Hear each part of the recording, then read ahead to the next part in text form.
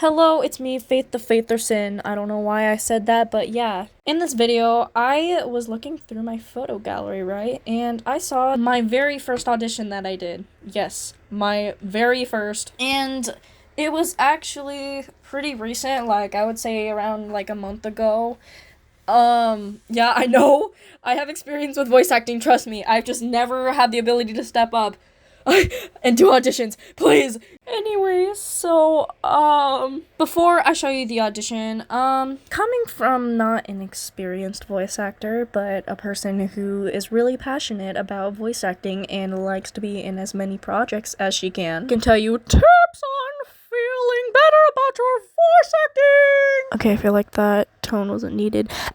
Anyway, okay, so to like immediately get started, here is the main things that you have to do in order to feel like you're good at voice acting.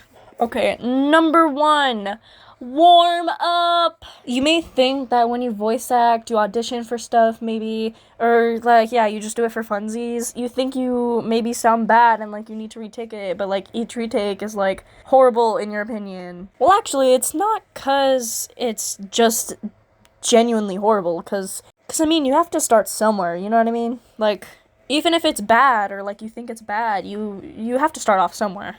Well, warming up before you voice act stuff, record yourself, like do stuff with friends that's like voice acting wise, it actually changes a lot.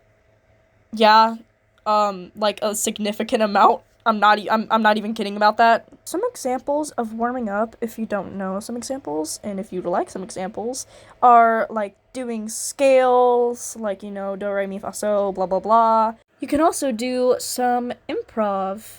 Basically, you just like do things as you go, just like do your own things, you know? And you know, doing your own voices and stuff can be kind of tricky. And um, for me, the projects I'm doing, the voices aren't that hard for me, but like if you're doing like real impressions, like say like I don't know, Jax from the Amazing Digital Circus, Pomni, Ragatha, or like any character from like any franchise, like basically just like normal average everyday impressions that you see voice actors do. Basically, if you want to get like if you want to do that, then yeah, warm up and practice.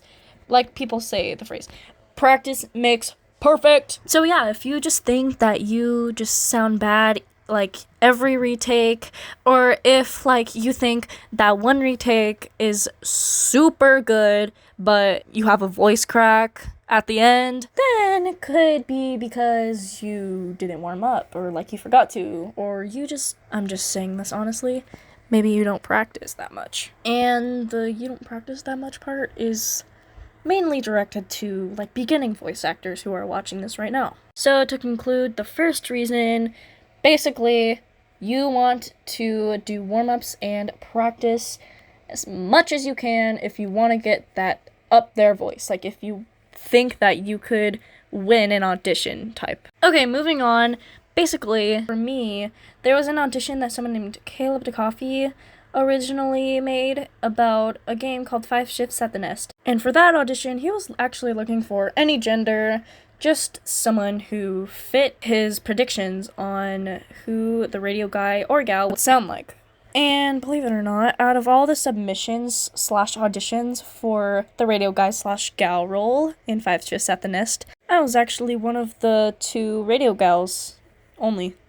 Yeah, there's only another female who tried doing the radio gal. Anyway, so out of all of the auditions, I was the top two most best radio guy slash gal voices, and whenever I got invited up to talk in the Discord stage or in the Discord chat, I decided to talk in the chat. So anyway, here's the video. It's Joy Radio Gal chat. Here we go. Hello? Hello, hello? Is this thing working? Okay, it is. Now, you're probably surprised to hear a voice that you don't find familiar. Originally, your friend was going to call you, but he got hung up with a few things, so he decided to get me so I can go with you. I'm not going to tell you my name, obviously for privacy reasons, but since I'm calling you through this radio, you can call me Radio Gal.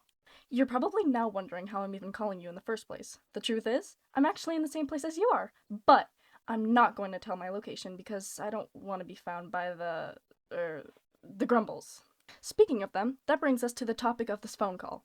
What your friend wants you to do is that he wants you to test the Grumble's abilities of sentience, which means it is guaranteed that they will start to move around, and since you're a player in their home, I think they'll be coming down to your little office that you made for yourself.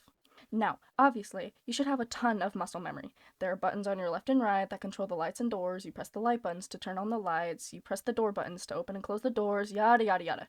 But if you look behind you, you can see the power module. This thing will tell you how much power you have, what time it is, how many nights you've been doing this, and how much power you're using. So be sure to check it out once in a while. If you look down by your feet, you can flick up your surveillance system. This can be used to look through the available surveillance cameras to see where each one of the Grumbles are. And as you can see as well, the cameras do not show your power usage, time, and night number, so as I previously mentioned, you will need to keep looking behind you to check those specific things. Okay, that's everything that I can tell you that I know of. You can figure out the rest as you go. Just know, I believe the Grumbles will be more and more sentient as the days and nights go by, so just be sure to keep watching them on the cameras and check the lights if you don't see them. And, if they get to your door, be sure to close the door on them so they can leave. Now, that's all for me. Good night. And I'll hopefully see you tomorrow. Bye-bye! There we go. That's the radio gal. We're gonna, do you want to be invited up on the stage, Faye, or not? Can I talk in chat? Yeah. It's fine. That was peak chat. That was the peaky peak. Everything you want to say, you can say in chat. I've always actually wanted to be a voice actor for one of Caleb's projects. If you don't get selected for Radio Gal, then I will keep you in mind.